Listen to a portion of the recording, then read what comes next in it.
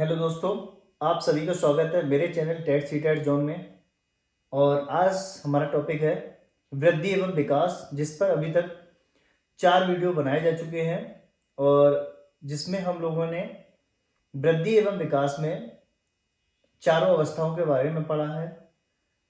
और आज हम बात करने वाले हैं पार्ट 5 की वृद्धि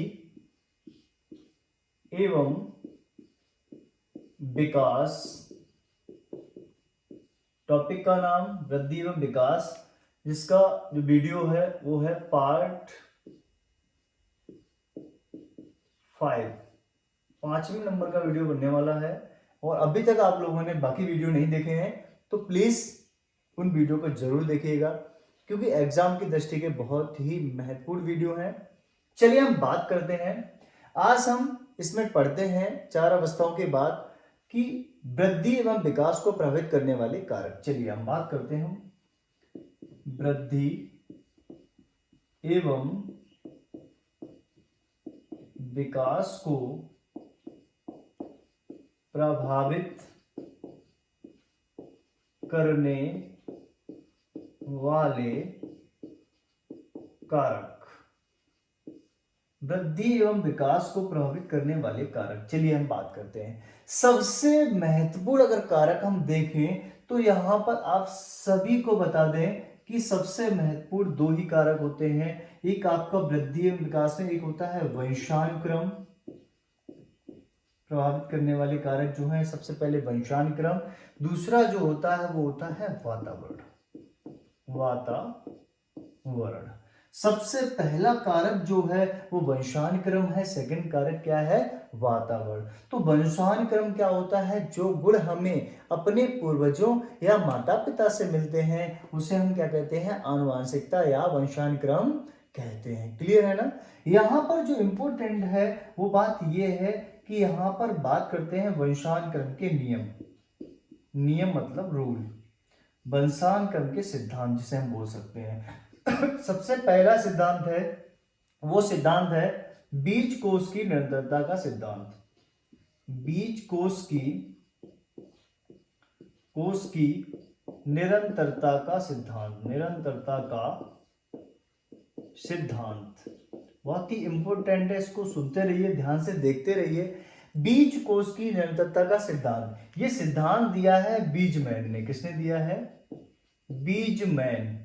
ये सिद्धांत दिया है बीजमैन। अगर क्वेश्चन पूछा जाए बीज कोष की निरंतरता का सिद्धांत किसने दिया है, वो दिया है बीजमैन ने। किसने? वंशानुक्रम के। ये वंशानुक्रम के नियम है, सिद्धांत। चलिए ठीक है, इसमें अब हम डिटेल में जानते हैं। बीज कोष की निरंतरता का सिद्धांत ये है कि जो गुण हमें अपने पूर्वजों से या अपने माता से पिता से मिले हैं वो पीढ़ी दर पीढ़ी हस्तांतरित होते रहते हैं। ऐसा नहीं है जो हमारे माता पिता को अपने पूर्वजों से मिले, बाबा दादी से मिले, वो हमें मिले, हम किसी और पीढ़ी में देंगे, आगे वाली पीढ़ी में हस्तांतरित होते रहते हैं। कहते हैं बीज कोष की निरंतरता का नियम यह है जो गुण, जो बीज, जो जीन्स हमें मिलते हैं वो पीढ़ी दर पीढ़ी हस्तांतरित होते रहते हैं। क्लियर है ना? चलिए आगे हम बात करते हैं दूसरा नियम। दूसरा है समानता का नियम। क्या है? समानता का नियम।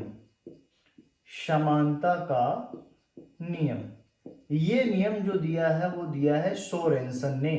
ये क्वेश्चन भी आ चुका है 68,500 में। पूछा गया था कि समानता का नियम जो है वो किसने दिया? ये दिया सोरेनसन ने। चलिए हम बात करते हैं। समानता का नियम ये है कि समान समान को जन्म देता है। ये क्या कहता है रूल?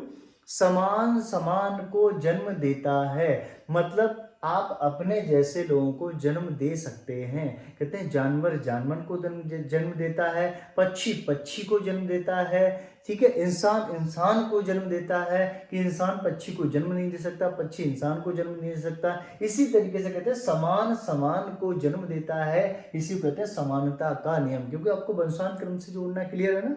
चलिए ठीक है, आगे बात करते हैं। तीसरा आता है विभिन्नता का नियम। विभिन्नता का नियम ये दिया है डार्विन व लैमार्क ने। डार्विन व लैमार्क।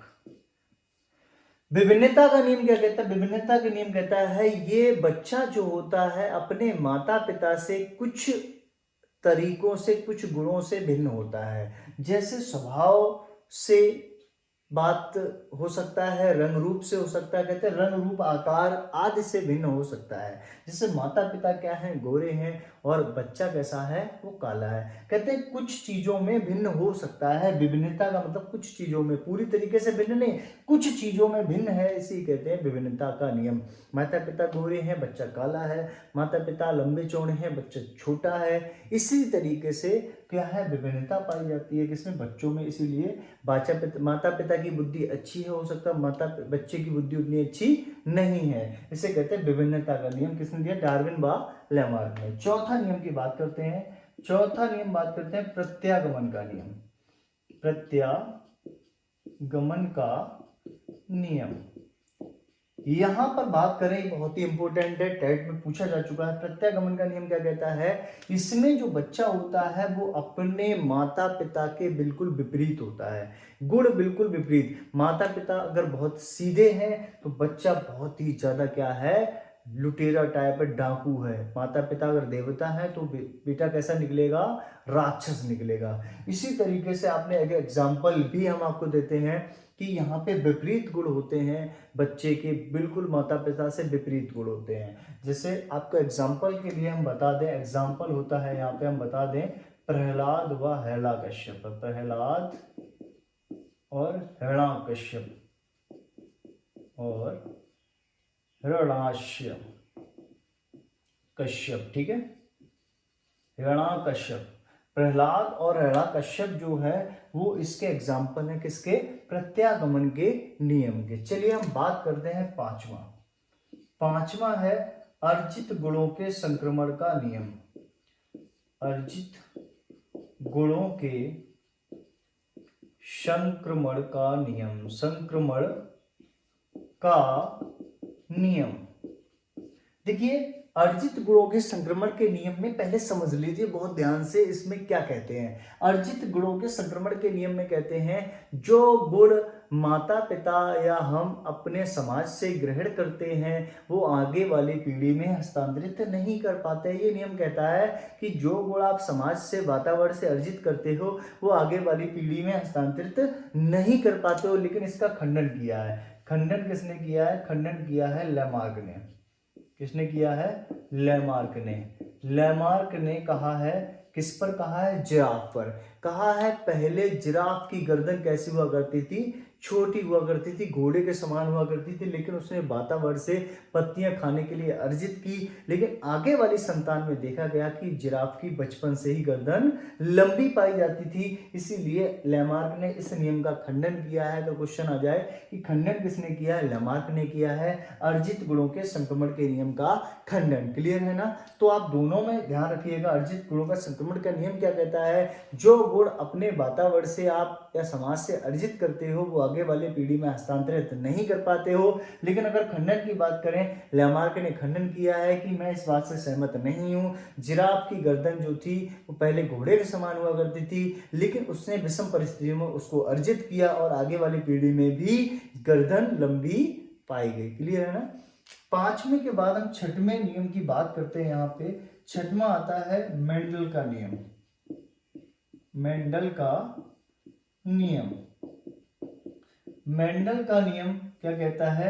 मेंडल का नियम कहता है कि पहले इन्होंने क्या है, मटर पर प्रयोग किया, उसके बाद सेकेंड प्रयोग जो था वो चूहा पर था। ठीक है, इसीलिए इनको क्या कहा जाता है? वंशानुक्रम का जनक। क्वेश्चन भी आ चुका है कि वंशानुक्रम या आनुवंशिकता का, वंशानुक्रम व आनुवंशिकता का जनक किसे कहा जाता है? तो आंसर आप दोगे ग्रेगर जॉन मेंडल को। क्लियर है? इतना हम साफ करते हैं। हम बात करते हैं वातावरण की। चलिए आते हैं वातावरण पे आते हैं। इसको हमने पढ़ा वंशानुक्रम को। अब हम बात करेंगे, वो करेंगे वातावरण की। चलिए हम वातावरण दूसरा पॉइंट लेते हैं, वो लेते हैं वातावरण। बहुत ध्यान से सुनिएगा। वातावरण को दो भागों में डिवाइड किया जाता है। एक आपका होता है आंतरिक वातावरण, आंतरिक वातावरण। एक आपका होता है बाहरी वातावरण, बाहरी वातावरण क्या है? एक आंतरिक वातावरण, एक बाहरी वातावरण। जब बच्चा गर्भ में होता है, जब बच्चा जो है, जब माँ के गर्भ में बालक होता है, एक माता के गर्भ में बच्चा होता है, तो बच्चे का आंतरिक विकास जो है उसे बोलते हैं आंतरिक वातावरण। आंतरिक वातावरण में बच्चे का आंतरिक विकास होता है। यहाँ पर कहा जाता है जिस माता के गर्भ में संतान है, उस माता को अच्छा भोजन, अच्छा अध्ययन, अच्छे लोगों के संपर्क में रहना चाहिए, जिससे बच्चे का कैसा विकास हो? उचित विकास हो। जिससे बच्चे का कैसा विकास हो? सकारात्मक विकास हो। ठीक है, जिससे बच्चे में क्या हो? बलवान बने, जिससे बुद्धिमान बने।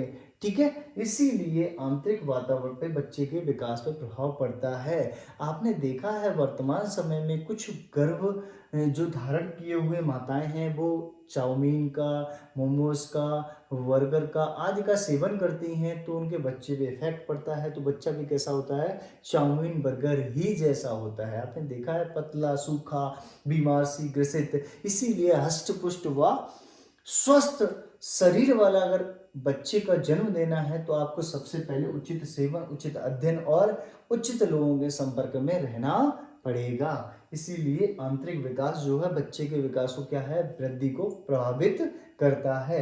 हम बाहरी वातावरण पे आते हैं। इसको भी दो भागों में डिवाइड किया गया, एक और दो। एक होता है आपका, एक होता है भौतिक वातावरण, भौतिक वातावरण। एक होता है आपका सामाजिक वातावरण। यहीं पे क्या होता है? सामाजिक, सामाजिक वातावरण। दोनों को समझिए। भौतिक वातावरण में क्या आता है? भौतिक वातावरण में आता है भोजन, जल, वायु आदि। ये सब किसमें आते हैं? भौतिक वातावरण है। जिस वातावरण के भोजन, जलवायु आदि जो है किस प्रकार की है, इसको हम किस वातावरण में? बाहरी वातावरण रखते हैं, भौतिक वातावरण में। और एक आता है सामाजिक वातावरण। सामाजिक वातावरण में क्या आता है? सामाजिक वातावरण में आता है रहन सहन, रहन सहन, जात पात, जात पात, धर्म, ठीक है, कुरीतियां, ये सब किसमें आता है? ये सामाजिक वातावरण के अंतर्गत आता है। भौतिक वातावरण में भोजन, जलवायु, सामाजिक वातावरण में रहन सहन, ये सब क्या है? ये सामाजिक। अगर बाकी आपका टॉपिक क्लियर हो चुका है, जो दो भागों में डिवाइड हमने वंशानुक्रम के नियम और वंशानुक्रम के बाद वातावरण को बहुत ही बेहतर तरीके से समझा। इसीलिए अगर चीज़ों को समझ में आया है तो एक बार चैनल को सब्सक्राइब भी करिए, और कमेंट बॉक्स में अगर कुछ क्वेश्चन में डाउट है तो कमेंट बॉक्स में करके कमेंट करके पूछ सकते हो। अगर वीडियो अच्छा लगा है तो कमेंट करने एक बार जो है सराहनीय या प्रेरणा के लिए आप कुछ ना कुछ बेहतर कमेंट करके बता सकते हैं। ओके, धन्यवाद।